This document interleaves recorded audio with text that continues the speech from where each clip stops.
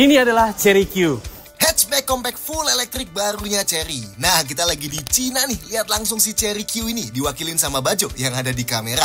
Soal mobilnya, kalau Chery di Indonesia SUV semua, Chery Q ini hatchback nih yang bentuknya super unik ya. Buat detailnya simak di 10 hal yang perlu kalian tahu dari Chery Q.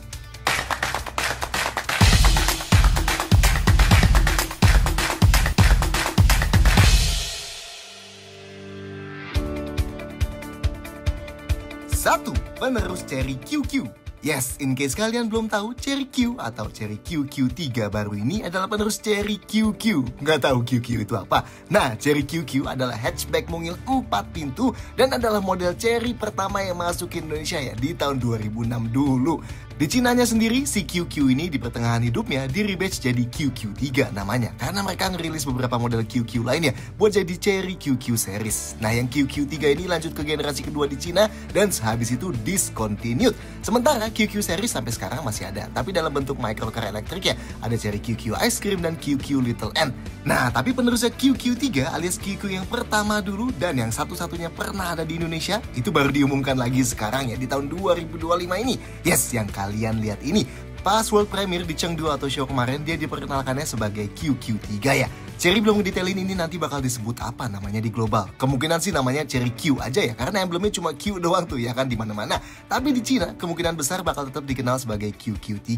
So, buat yang masih nyimpen QQ yang dulu, nih siapa tahu generasi paling barunya bakal masuk Indonesia juga ya kan.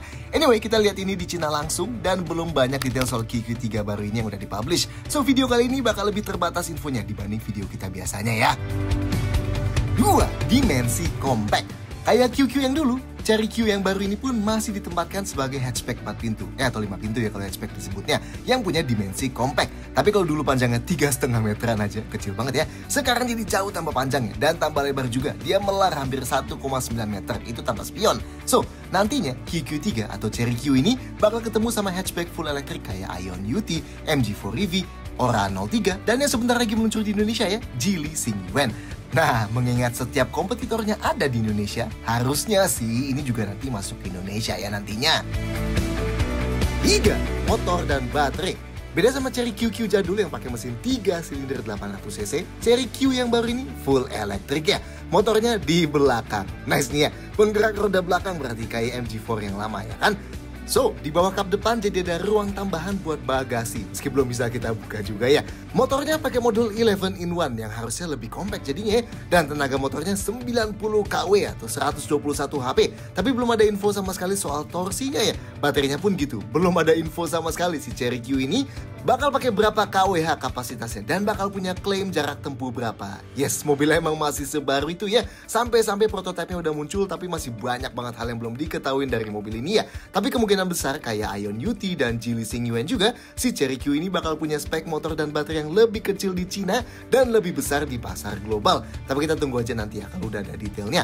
Transmisinya pasti pakai direct dengan reduction gear kayak mobil listrik pada umumnya dan pakai tuas transmisi di kanan setir gini. Begitu juga karena head unit belum bisa nyala, jadi kita belum tahu ada mode berkendara apa aja dan menu-menu khusus driving apa aja ya. Buat charge baterainya, cup chargingnya di kiri belakang sini. Tapi belum bisa kita buka juga nih. Dan belum ada info juga soal charging maksimalnya bisa sampai berapa kW. Begitu juga pakai port jenis apa ya. Ya intinya itu ya, info yang baru ada hanya pakai motor belakang bertenaga 121 HP aja ya. 4. Eksterior unik. Kalau Chery QQ yang dulu emang kelihatan copycat banget dari Daewoo Metis di masanya. Nah, Chery Q yang baru ini, well minimal lebih nggak ngopi langsung plek-ketiplok lah ya sama salah satu kompetitornya. Yes, kalau lihat belakangnya emang langsung kelihatan kayak Mini Cooper. Dan dari samping juga cenderung mirip sama Aion UT. Tapi lihat overall sih cukup unik lah. Nggak generik dan punya khas sendiri ya. Apalagi bentuk fashionable emang jadi salah satu USP utama yang ditawarin sama Chery Q ini. Bagian depannya full rata, nggak ada grill utama. Tapi cenderung melengkung membulat gitu. Unik sih ya, clean banget depannya. Gak ada logo Chery konvensional, adanya emblem bertuliskan Chery gede gini di cupnya ya. Lampunya juga lucu ya, kayak mata pandai gitu. Yang ada satu proyektor besar di tengah dengan logo Q. Dan bagian dalam batoknya juga ada tulisan Chery dan full LED kayak gini. Nice ya.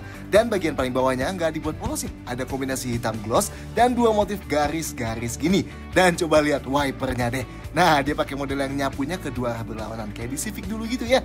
Nah, sayangnya karena ini unit prototype jadi kita belum bisa mainin detail lampunya ya. Sampingnya, aura hatchbacknya kental banget ya. Dan meskipun ada beberapa khas ala Mini Cooper atau Ion UT, tapi nggak bakal salah nebak ini mobil apa. Karena banyak banget identitasnya. Tulisan Chery di bawah pintu depan sini, dan di setiap peleknya juga ada tulisan Chery, emblem Q di panel hiasan di fender depan sini, dan tulisan Q yang gede di pilar C sini. Spionnya ada panel hitam bergaris ala karbon yang ada tulisan QMO. Apa itu QMO? Entahlah ya.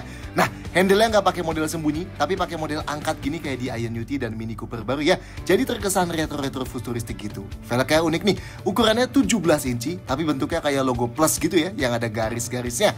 Dan pakai ban 205-55 R17. Bawahnya pun kayak depannya ya, kombinasi bagian hitam gloss dan yang ada garis-garis ala-ala karbon. Dan yang di pilar C juga ada ya, panel hitam garis-garisnya gini. Belakangnya, nah bagian ini sih Mini Cooper banget ya. Mirip model Clubman yang lama, tapi tanpa pintu splitnya gitu ya. Bentuk lampunya dibuat mirip depannya ya. Paling bedanya di sini nggak ada tulisan-tulisannya aja. Tapi di tengahnya ada garis-garis yang dibuat kayak tanda panah gitu ya. Logonya juga kayak depannya, dibuat tulisan Chery gede gitu di tengah. Dan kalau kalian penasaran emblem yang kanan ini apa? Well, itu tulisan Chery Automobil aja ya, tapi pakai bahasa Cina. Ada spoiler gini yang bawahnya dikasih piano black, dan bagian bawahnya juga dibuat campuran piano black dan yang ada garis-garis gini ya.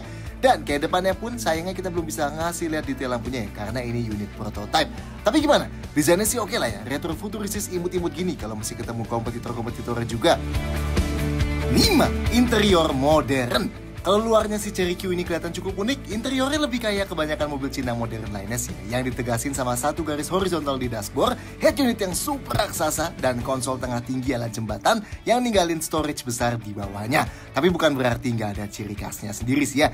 Grill speakernya di pintu depan dan pintu belakangnya misalnya sama-sama berupa logo Q besar. Di beberapa panel, misalnya ventilasi AC depan, pinggirnya dibuat kuning stabilo gini ya. Di plafonnya dikasih motif ala ripple-ripple kayak di Nissan Cube gitu. Dan ini diulang lagi di pintunya yang makin kelihatan unik ya pas kena ambient light-nya. Tapi paling unik udah pasti sentuhan modularitas ya. Jadi, Chery Q ini ada beberapa titik bulat-bulat gini di dashboard sebelah kanan, terus di dashboard bagian atas yang dekat lubang AC-nya, dan di balik headrest jok depan. Ini fungsinya bisa kita tempel aksesoris-aksesoris yang kompatibel sama dudukannya. Misalnya di sini ada holder HP yang dekat driver, yang di depan jok penumpang depan juga ada, dan di footage video ini malah yang di balik jok depan bisa ditempelin monitor gitu ya buat rear seat entertainment. Mantap ya. Setirnya pakai model two spokes gini yang dilapis kulit two-tone ya. Nice lah. Dan bahan di dashboardnya yang hitam paling atas ini plastik, dan yang di tengahnya dikasih kayak lapisan kulit perforated gitu ya. Joknya bentuknya cukup unik nih. Dia pakai headrest yang modelnya terintegrasi, tapi kalau lihat sekilas kayak adjustable gitu ya bentuknya. Dan karena lubang di bawah headrestnya dikasih kayak satin chrome gini, jadi nggak kelihatan kayak jok murah ya. Bagian bawah joknya juga unik tuh. Support bahannya kayak dibuat lebih mencuat tinggi dibanding support kiri kanannya. Dan ini dilapis bahan kulit sintetis warna putih gini ya, yang tengahnya dikasih titik-titik yang nggak uniform di bagian atasnya. Dan jahitannya kombinasiin warna kuning terang kayak di ventilasi AC-nya tadi ya. Sedangkan ini jok belakangnya, sekilas lihat sih masih cukup suportif dan tebel ya. Dan yang kiri kanan dapat headrest yang modelnya cukup tinggi gini ya.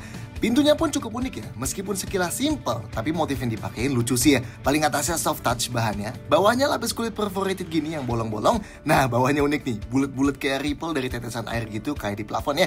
Dan masih cukup empuk juga ini. Yang sandaran tangannya dilapis kulit dan ada jahitan warna kuningnya gini. Dan paling bawahnya baru dia plastik. Tapi di grill speakernya masih ada logo Q tadi ya. Pintu belakangnya juga persis ya kayak pintu depan, bentuk dan bahannya. Detail yang di dalam, pegangan tangan plafon di depan hanya ada di sisi penumpang aja, di driver nggak ada. Sedangkan di belakang kiri kanan sama-sama ada gantungan bajunya juga ya. Lampu kabinnya hanya ada di depan aja, LED tapi belum bisa nyala ya di unit yang prototype ini. Sedangkan di belakang sayangnya nggak ada tambahan lampu kabin lagi. Spion tengahnya day and night manual, jadi kalau silau tinggal dicetakin aja. Dan sun visornya di kiri kanan dalam sama-sama ada card holdernya. Harusnya ada kacanya juga, tapi di yang prototype ini belum bisa ditutup buka nih. Tapi gimana rasanya duduk di dalam kabin? Nah, konfigurasi jok. Buat masuk ke depan, buka pintunya, well kita nggak tahu ini berat atau ringan. Karena di prototipe ini kita sebenarnya belum boleh buka tutup pintu kayak biasa ya. Nanti mesti ngerasain di unit finalnya jadinya. Bukan pintunya cukup lebar dan buat napak ke dalamnya nggak terlalu tinggi, jadi masih gampang masuknya ya. Nah, posisi duduk di depan termasuk cukup tinggi. Meski emang nggak terlalu ergonomis ya, paha kita masih agak ngangkat. Visibilitas ke depan cukup bagus, tapi dashboardnya agak rendah. Jadinya patokan lihat kap depannya cukup jelas. Dan visibilitas ke samping juga cukup oke ya. Pilarnya nggak terlalu tebal, meski emang spionnya masih bertengger di pilar A. Pengaturan jok depan full elektrik, yang driver elektrik 6 arah, slide recline dan bisa dinaik turunin ketinggiannya aja, tapi nggak bisa tilt ya. Yang penumpang 4 arah, slide dan recline aja, meski yang di prototype ini belum bisa di recline ya. Headrestnya fix, nggak bisa diatur, tapi modelnya yang masih enak buat nopang kepala kita ya. Dan ini cukup maju, jadi kepala kita kalau mau sandaran sambil nyetir nggak bakal ngedanga. Headroomnya aman ya, buat kita yang tingginya 170 cm. Sandaran tangannya dilapis kulit tapi agak keras, mungkin karena masih prototipe juga sih. Ini kalau mau kita sandarin tangan sambil pegang setir juga masih agak sulit. Tapi mungkin karena setirnya belum bisa teleskopik ya, yang di sini. Yang di pintu sini dilapis kulit juga sandaran tangannya, tapi udah lebih empuk. Seatbeltnya nggak bisa diatur naik turun. Setirnya yang di mobil prototipe ini sih baru bisa tilt ya. Entah nanti yang diproduksi bakal bisa teleskopik juga atau enggak. Dan sandaran kaki kiri drivernya dikasih gundukan gini ya. Sekarang kita ke belakang. Pintu belakangnya juga sama nih sebenarnya, kita belum boleh buka tutup sendiri, so kita nggak tahu nanti feel beratnya bakal beda atau enggak ya sama yang di sini. Sudut bukanya lebar nih, nice ya, dan atapnya nggak turun sih, jadi kita masuk sini nggak perlu terlalu nunduk kepalanya. Posisi duduk di belakang sini lebih tinggi ya dibanding di depan, tapi sayangnya jarak lantai kedudukan joknya cukup deket nih, jadi sudut paha kita masih naik banget gini ya. Jadinya orang di atas 165 cm gitu bakal pegel sih ya pasti buat kalau jalan jauh. Semoga nanti versi finalnya bisa berubah lah ya. Nah, jok ini nggak bisa digeser maju mundur, tapi ruang kakinya termasuk luas ya. Nice lah, dibanding Cherry QQ yang zaman dulu sih jelas jauh bedanya ya. Nah, headrest yang di kiri kanan ini harusnya sih adjustable, tapi di model yang prototipe ini belum bisa dinaik turunin ya. Sedangkan yang tengah nggak ada headrestnya. Sudut sandarannya fix, atau paling nggak di model yang prototipe ini sih masih fix ya. Tapi ini udah cukup berbasi ya, jadi harusnya bakal cukup rileks buat jalan jauh. Dan ruang kepalanya masih termasuk sangat lega buat kita yang tingginya 170 cm. Kalau gini sih harusnya ya, pas versi produksi joknya ditinggiin sedikit biar paha kita nggak terlalu naik, karena kan kepalanya sedikit dimepetin ke atas masih aman tuh ya harusnya. Di tengah sini ada armrestnya, tapi sekali lagi masih prototipe jadi belum bisa kita buka. Sedangkan yang di pintu dilapis kulit ya, sandaran tangannya jadi cukup empuk. Oke, kalau mau duduk bertiga, napak ke tengah sini lantainya rata nih, jadi gampang ya, kakinya nggak usah nekuk-nekuk.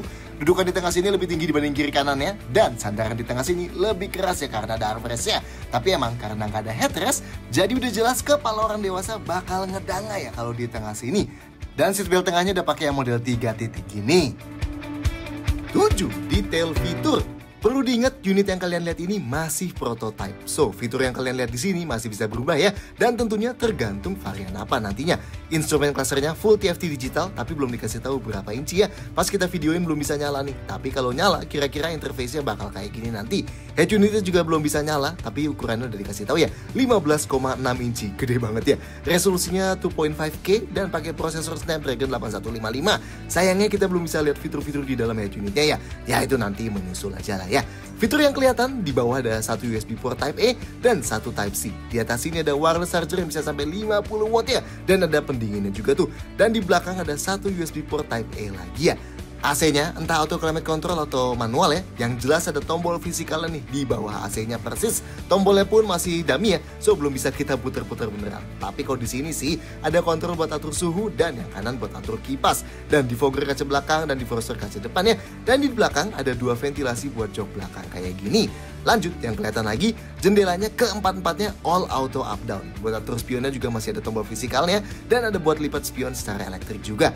Di handle pintu juga kelihatan ada alur yang bisa dipakai buat buka pintunya pakai passive keyless entry. Meski sayangnya kita belum dikasih kuncinya ya, jadi nggak tahu bentuknya kayak gimana.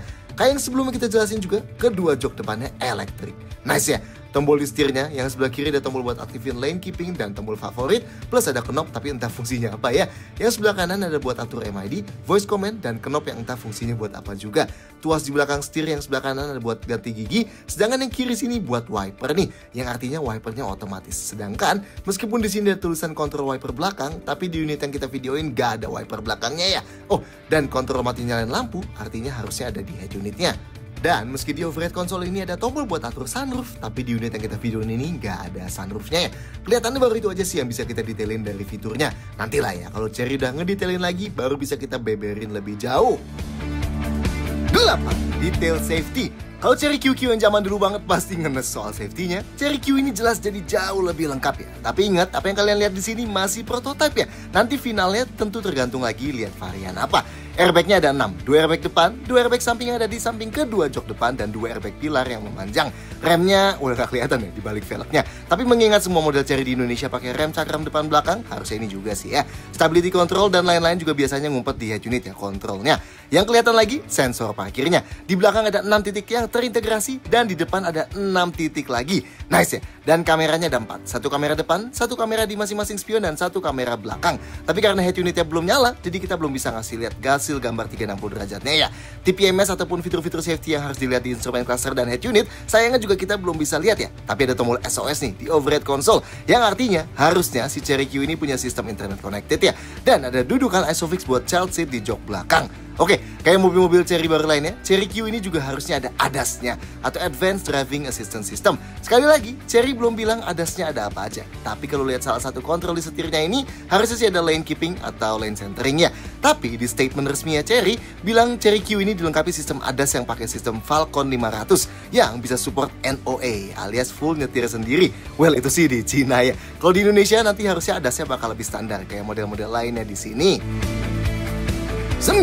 Bagasi dan storage. Bagasinya Cherry Q ini, well, sayangnya kita nggak tahu kayak gimana. Karena ini nggak bisa dibuka ya. Karena dia masih mobil prototype. Dan di internet pun sayangnya nggak ada satupun gambar bagasi dari Cherry Q ini ya. Nantilah ya, kalau udah masuk sini kita lebih detailin. Dan di balik kap depannya ini pun harusnya ada bagasinya. 70 liter Cherry bilang kapasitasnya. Tapi sekali lagi, belum boleh dibuka ya. Beberapa storage kayak laci dashboard pun belum bisa dibuka. Dan yang konsol tengah ini pun masih rentan rusak kalau dibuka. Karena ini masih hanya prototype aja. Tapi ini, sisa storage lainnya yang bisa kita kasih lihat.